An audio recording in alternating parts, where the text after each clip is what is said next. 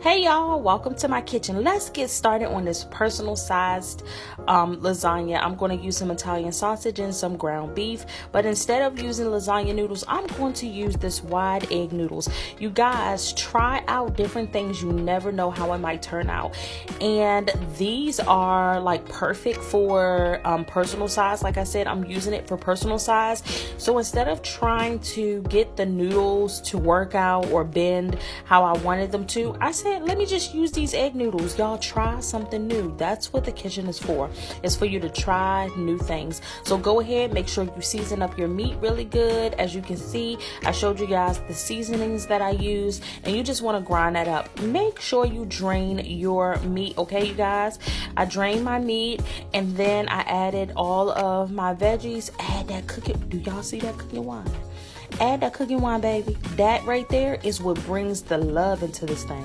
When you add your sauce, I also added some paste because that thickens it up, but also what it does is it brings the richness into your meal. With your ricotta cheese, you just want to add your eggs and you want to add some cheese and ricotta shredded cheese and just parsley, and go ahead and season that up. I also added some garlic to it and some cheese, and then I just mix that up, and that right there is all you need for your ricotta portion. I'm going to start off by building it with the noodles, then the meat, then the ricotta cheese, and then the shredded cheese, and then I'm going to go and then I'm going to do a few more noodles. Then I'm going to do another level of meat and then some shredded cheese at the top. So you only have one level of ricotta cheese. And pretty much this is preference. It's up to you whether you want to do more than one layer of ricotta cheese. My family just wanted one layer, so that's just what we decided to do. And just make sure that everybody get a good portion of meat, because the meat is where the sauce is going to come in. And you want your lasagna to be saucy, y'all. It gotta be saucy and cheesy.